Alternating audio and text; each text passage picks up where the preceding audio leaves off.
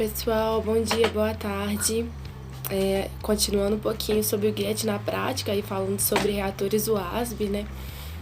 A gente vai conversar um pouquinho sobre princípios de funcionamento, limitantes do processo. A gente já consegue observar aí pelas imagens que tem um modelo circular, tem um modelo retangular de reator.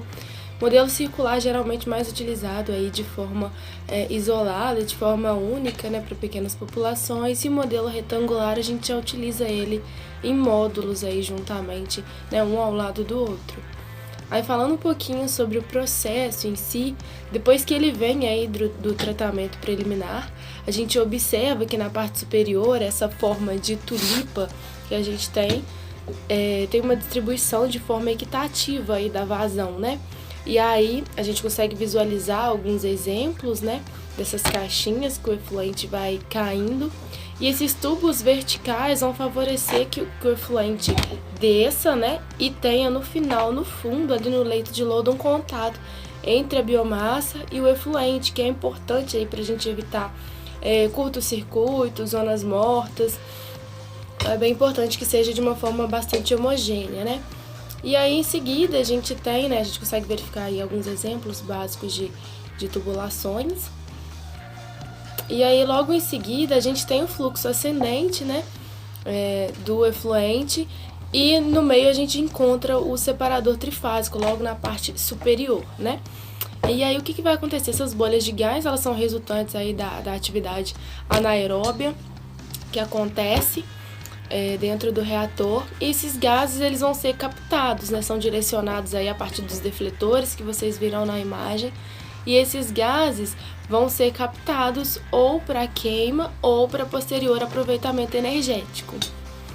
E aí uma observação sobre o que a gente tem de norma, né? Anteriormente a gente tinha a NBR 12209 aí de 1992, que tinha 12 páginas, né, que era aplicada diretamente a processos de filtração biológica, lodos ativados, tratamento de lodo, separação de sólidos por meios físicos, né?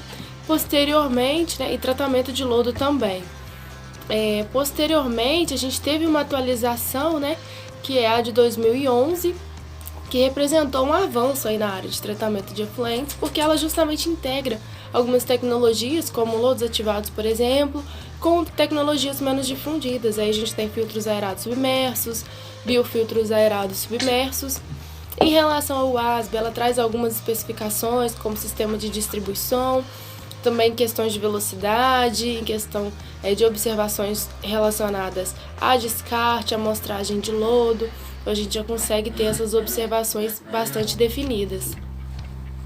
E aí, falando um pouquinho sobre a eficiência do processo, né? A gente tem aí, por exemplo, em relacionado ao reator UASB, uma eficiência de 60% a 75%. E aí de DBO, né?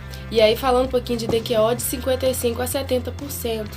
Então aí, quando a gente associa ele a um processo, por exemplo, aeróbio, a gente consegue aí em torno de 83% a 93%, considerando o processo de lodos ativados, e aí de DQO em torno de 75% a 88%, né? E aí a gente já consegue responder parte daquela pergunta, daquele questionamento que a gente fez no vídeo anterior, né? Como em torno de 70% aí da DBO já foi removida utilizando o reator UASB, o sistema aeróbio ou pós-tratamento que vai vir em sequência, ele pode ser mais compacto. Se a gente tiver um sistema aeróbio, por exemplo, a demanda energética vai ser menor em questão de energia gasta para os aeradores, e aí porque a carga orgânica também que está chegando é menor. E aí, falando um pouquinho sobre além do projeto, né, a gente sabe que tem que ser seguidas as especificações estabelecidas aí pela 12209, mas essa escolha da tecnologia, ela vai além, né? Então é importante considerar as características das próprias tecnologias, particularidades do local, né, onde que vai ser executado o projeto, para tornar ele mais eficiente. E também a literatura que está falando sobre o tema, né? Por isso, logo em seguida, a gente vai fazer uma indicação de literatura relacionada a reatores UASB.